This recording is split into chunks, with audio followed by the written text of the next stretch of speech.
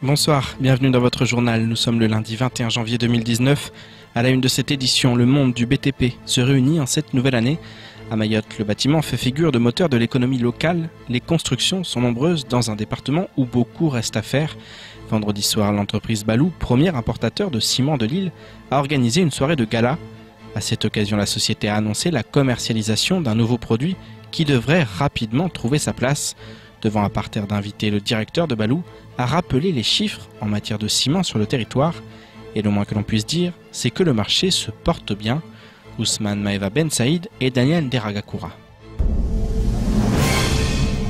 L'entreprise Balou est le premier importateur et distributeur de ciment à Mayotte. La société détient 70% de parts de marché. En 2018, pas moins de 44 000 sacs ont été importés et mis en vente. Cela valait bien une soirée d'honneur qui a eu lieu vendredi au Coropa. La société Balou a plus d'une quarantaine de clients revendeurs. Ça va du petit entrepreneur mahorais, la petite quincaillerie à la très grosse société. Et aujourd'hui, comme vous avez pu le voir, j'avais l'ensemble de mes clients et principalement mes clients quincailliers. Et bien sûr, j'ai voulu joindre à cette soirée des professionnels du bâtiment, tels que des architectes, des bureaux d'études et bien sûr des entreprises du BTP. Tout ce beau monde a pu assister au lancement officiel d'un nouveau produit qui devrait rapidement s'imposer sur le marché local. C'était également célébrer le lancement d'un nouveau produit, un produit 42,5 mais un ciment composé, un ciment Portland composé. Pouzzolane, on en a beaucoup parlé, et filaire calcaire. Le ciment le plus commercialisé à Mayotte, ainsi qu'à La Réunion, ainsi qu'en France, en Europe, c'est le 32,5, parce qu'il correspond à un besoin de maçonnerie, les enduits, les chapes, les poses de maçonnerie, mais tout de suite ensuite, il y a le développement du marché du béton.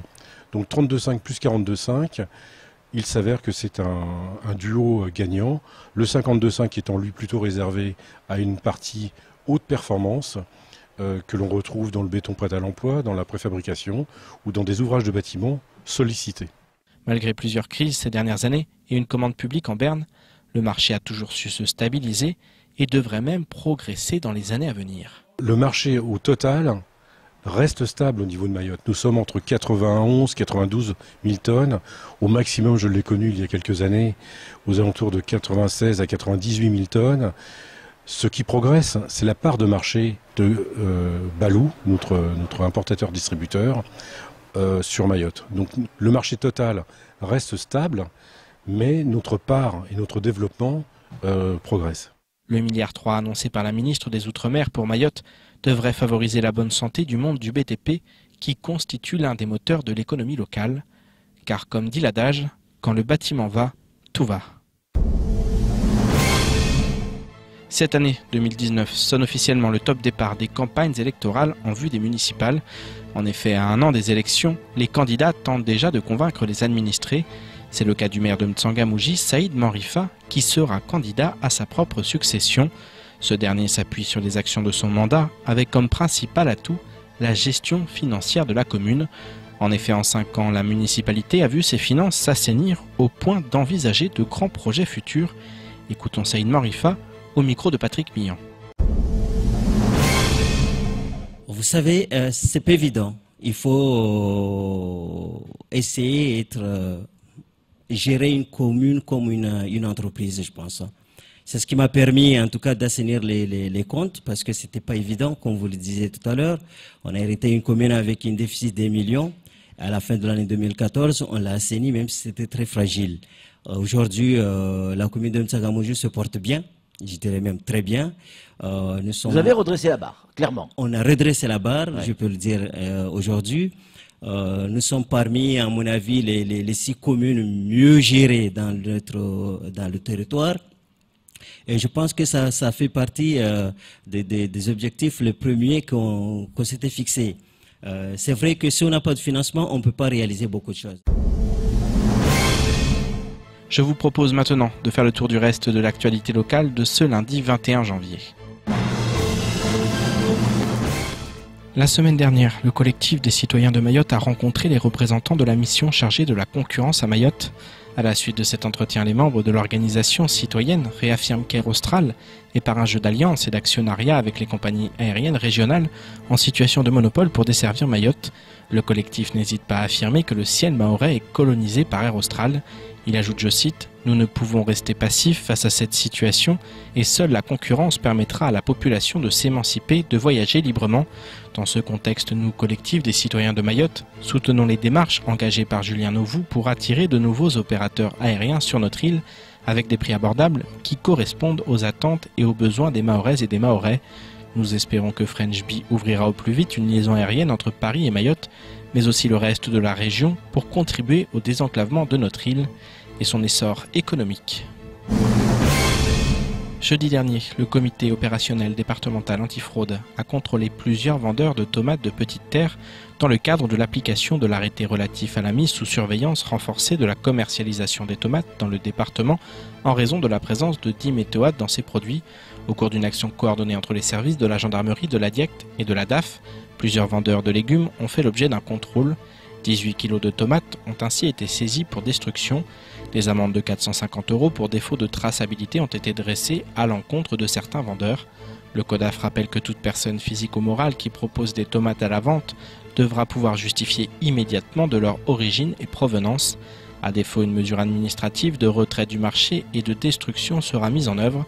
Selon la préfecture, les contrôles des vendeurs de tomates vont se poursuivre dans les prochains jours sur l'ensemble du territoire. La semaine passée, Sud Éducation a appelé à la grève ce jeudi 24 janvier pour protester contre la politique du gouvernement en matière d'éducation. Une intersyndicale emmenée notamment par la FSU a décidé de suivre l'appel. Les syndicats signataires dénoncent la réforme du lycée, la politique d'économie budgétaire dans un contexte de crise de recrutement à Mayotte. Les organisations demandent sur le plan national le retrait de la réforme des lycées, du baccalauréat et de Parcoursup, l'arrêt des suppressions de postes, l'augmentation des salaires, le respect de la liberté d'expression et de manifestation, ou encore le retrait du projet d'augmenter le nombre d'heures supplémentaires imposées. L'intersyndicale réclame les moyens permettant d'améliorer les conditions de travail et des mesures de protection sociale supplémentaires. Il donne rendez-vous ce jeudi dès 9 h devant le vice-rectorat. Un mot de sport pour clore cette édition. Le championnat de basket bat actuellement son plein. Ce week-end, les équipes du Vautour Club et celles des Rapides Éclairs se sont affrontées au gymnase de Pamandzi. Un derby mouvementé qui s'est soldé par une victoire à domicile pour les Rapides Éclairs, 82 points contre 80. La maîtrise technique n'aura pas eu raison du mental d'acier de l'équipe de Pamandzi. Retour sur ce match avec Marion Tellier qui a pu recueillir les premières réactions des joueurs et de leurs entraîneurs. Le match est rapidement dominé par l'équipe du Vautour Club.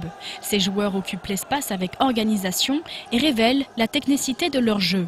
Cependant, rien n'est gagné pour l'équipe. Au fil du match, les Rapides Éclairs gagnent en confiance et remontent leur score de manière spectaculaire. Au 4e quart, les jeux sont serrés. Cependant, le profil du vainqueur commence doucement à se dessiner. La victoire est finalement remportée par les Rapides Éclairs avec 82 points contre 80 pour l'équipe adverse.